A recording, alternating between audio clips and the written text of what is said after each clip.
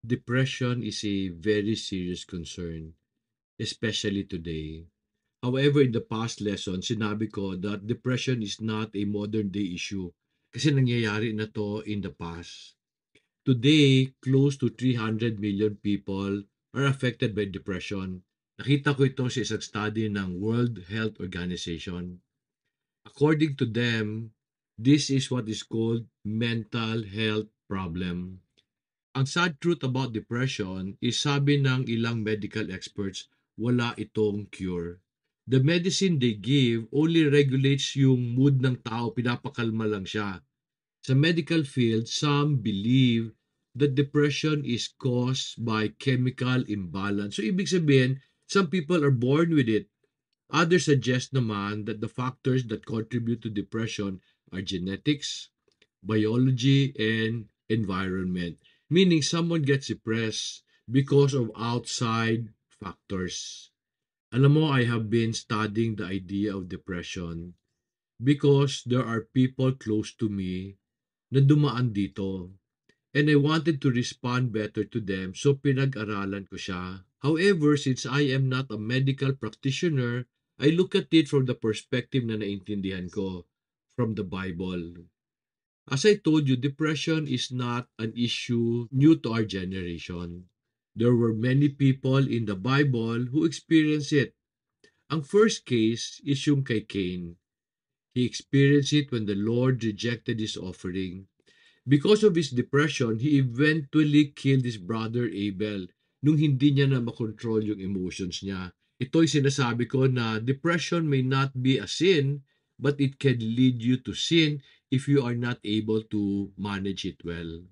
I believe King Saul went through depression after the Spirit of the Lord left him. According to the Bible, when he disobeyed the Lord, when he did not obey him completely, God felt sorry that he chose him to be a king. So ang ginawa ni God, sabi sa Bible, the Spirit of the Lord left him and an evil spirit continually oppressed him. Ako ang paniwala ko, it was a spirit of depression. I also believe the prophet Elijah experienced depression when Queen Jezebel sent soldiers to kill him. I believe sumaloob niya kay God. Kasi para bang after defeating 400 prophets of Baal and killing them, hindi hininto ni God yung pagpadala ni Jezebel ng mga taong papatay sa kanya. When he was on the run, he did not eat. And then sabi niya kay God, Lord, take my life. Grabe no, drama no. Di ba gano'n ang mga depressed na tao, madaming drama? Depression affects people of different ages, social standing, and profession. Wala siyang pinipili. Pero alam mo, I have an important conclusion about depression. Many may disagree with this, pero I really believe there should be no depression. Naniniwala ako that depression is not caused by genetics, not caused by the environment, not caused by chemical imbalance. I really believe kaya lang nade-depress ang mga tao is because they fail to respond properly to the circumstances that they are in. An article about depression said, you would know that someone is depressed when they are persistently sad, feeling empty, are experiencing weight loss, are fatigued, feel worthless, and feel excessive guilt. Have you ever felt the symptoms? Na-depress ka na ba at one point of your life? Meron akong tanong sa inyo. Itong feeling of being empty, feeling sad, or maybe feeling worthless and feeling guilty, do these things come out of nowhere? Do you wake up one day feeling guilty, worthless for no reason? Pag ganito ang nangyayari sa'yo, may mental health issue ka talaga. Ang tawag sa'yo, baliw. Kasi wala namang rason para malungkot, walang rason para mag-guilty. Ba't ka nagigilty kung wala ka namang ginawa? Depression is a feeling built over time and triggered by certain events. According to studies, the things that trigger depression are the loss of a loved one, a major calamity, difficult trials, conflicts, persecution, and great financial loss. So depression does not come from the outside. They may be triggered by things from the outside, but depression is an issue you have inside. You will not feel depressed if these difficult things happen only once. People become depressed when the trigger happens repeatedly over an extended period. In my study, I discovered another truth. I discovered that depression is a cure, but it is not medical in nature. The cure to your depression is you. While I know that there are cases of people becoming depressed because they have hormonal imbalance, the majority are depressed only because they cannot respond properly to the circumstances that they are in. For example, nagalit ka, gusto mo magbago yung kaaway mo. Nung hindi siya nagbago, na-depress ka. 'Di ba pwede mo rin namang isipin na baka naman ikaw ang dapat magbago. Nung nalugi ang negosyo mo, imbes na ma-depress ka, you should learn from your mistakes. Para pag nagnegosyo ka ulit, hindi mo na gagawin yung mali na yun. Let me show you what I mean when I say you are the cure to your depression. Let me go back to the lesson of Cain when he felt depressed because the Lord rejected his offering. Genesis 4 tells us that the Lord rejected the offering of Cain, but accepted the offering of Abel. When the Lord saw that Cain was feeling bad, pinuntahan niya si Cain to console him, to comfort him. Let me read Genesis chapter 4 verses 6 to 7. Then the Lord said to Cain, "Why are you angry? And why has your countenance fallen? If you do well, will not your countenance be lifted up? If you do not do well, sin is crouching at the door, and its desire is for you, but you must master it." Cain had the choice to either do well by giving an acceptable offering to the Lord or remaining angry and blaming Abel for making him look bad. Cain had the choice.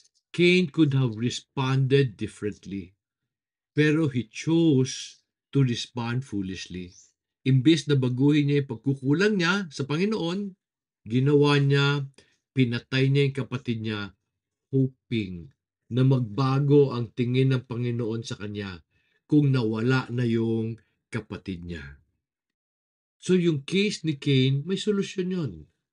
Ang solusyon nun, si Cain. Many times life will put us in situations we do not like. May times na you will find a job that brings out the worst in you. Or maybe you will be given an inheritance that you do not like. When these things happen, most people will leave to look for something better elsewhere. I have often said that if you do not see something as a blessing, you will never enjoy it as a blessing. But how can you see a burden as a blessing when it brings so much pain? Ang sagot may kita sa Philippians chapter 4 verse 8, where it reads, "Finally, brethren, whatever is true, whatever is honorable, whatever is right, whatever is pure, whatever is lovely, whatever is of good repute, if there is any excellence, if anything worthy of praise, dwell on these things." Let me explain to you paano nagbabago ang sitwasyon ng isang tao habang nagbabago ang pananaw niya sa nangyayari sa palibot niya. By sharing with you a story about a Chinese farmer who had a horse. Let me just read the story for you. A farmer in the sun had a beloved horse who helped the family earn a living. One day the horse ran away, and their neighbors exclaimed, "Your horse ran away. What terrible luck!" The farmer replied, "Maybe so, maybe not." A few days later, the horse returned home, leading a few wild horses back to the farm as well. The neighbor shouted out, "Your horse has returned," and brought several horses home with him. What great luck! The farmer replied, "Maybe so, maybe not." Later that week, the farmer's son was trying to break one of the horses, and she threw him to the ground, breaking his leg.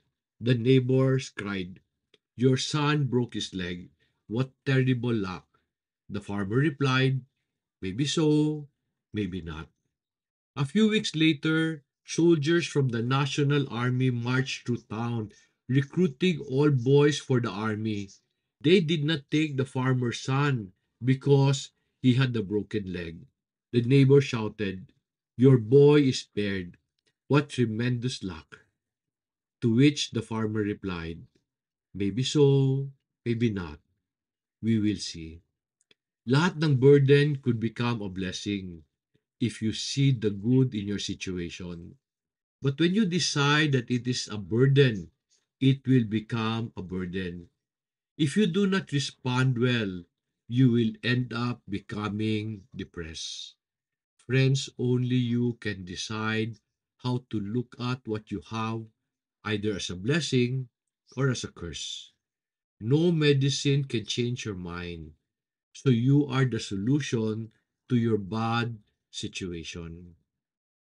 Many have left good paying jobs because they do not like the people they work for and those they work with. They hop from one job to another looking for a company that will adjust to them and accept them for who they are.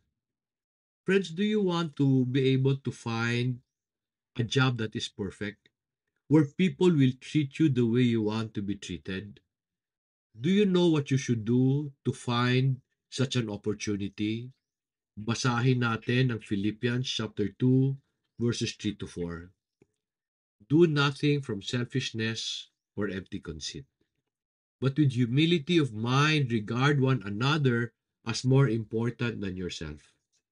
Do not merely look out for your own personal interests, but also for the interests of others.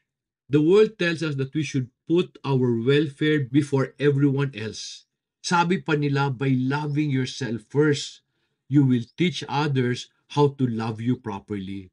The sad reality is hindi nila naisip that by doing this, they only attract hate. What do I mean? Have you seen a person who's so in love with himself or herself na yung concern lang niya sarili niya? Ano gagawin mo? Papansinin mo sila? Hindi. Iiwasan mo sila. Pero have you seen a person who's very kind? Na inuunan niya yung welfare ng ibang tao? What do? You protect that person. You love that person. Sabi ni James Allen in his book, As a Man Thinketh, you do not attract what you want. You attract who you are. Think about this. What do you think others will do if you consider them as more important than yourself? What will they do? Diba they will treat you with respect and make sure you feel important also? But who decides how others will treat you? You and you alone. If you treat them respectfully, they will treat you in the same way. If you are only concerned about yourself, they will leave you alone to take care of yourself. When you do not do well or do not like where you are and the people around you, you will start to experience emotional rejection. This will lead you to mental health problems and then depression. Most people who are experiencing this also tend to worry. And when they worry, lalo silang nadidepress. In this imperfect world, we will constantly face difficult challenges, some of which will be terrible. But why will a good God send these things to us? Why would He not give us a perfect spouse, a perfect family, a perfect job, or a perfect business opportunity? Why does He allow us to suffer or go through trials? Sabi ni James Allen, the sole and supreme use of suffering is to purify, to burn out all that is useless and impure. Therefore, the trial that led you to depression were actually meant to make you perfect, to prepare you for the blessings the Lord God has prepared. What do I mean? Basahin ko ang James chapter 1 verses 2 to 4. James said, "Consider it all joy, my brethren, when you encounter various trials, knowing that the testing of your faith produces endurance. And let endurance have its perfect result, so that you may be perfect and complete, lacking in nothing.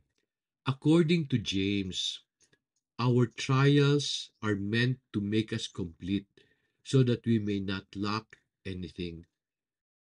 Lack what? It is only when we suffer that we get to correct our flaws.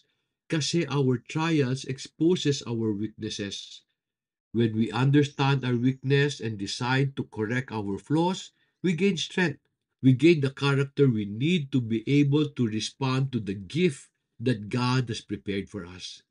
Kasi kung masama ugali natin, yung regalo na hinanda ng Panginoon para sa atin, pwede natin siyang sirain. If you look back, you will find that your greatest growth happened during your worst trial. Friends, let me repeat what I said, or the main point of this lesson.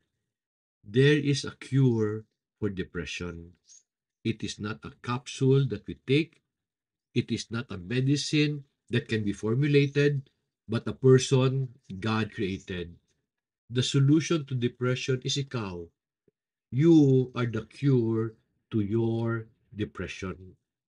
By deciding to see the good in your situation and the people around you, you will be able to respond well. So you have the power to overcome your depression. Choose well and do well. Sana natulungan ka ng lesson na ito. Sana today you start getting out of your depression. At kung natulungan kita, tulungan mo yung ibang tao. Share this lesson with people who need to understand that there is a cure to their depression. Help me help others. And together, let us work to see a better world for our children and their children's children. Maraming salamat for watching. May God bless you.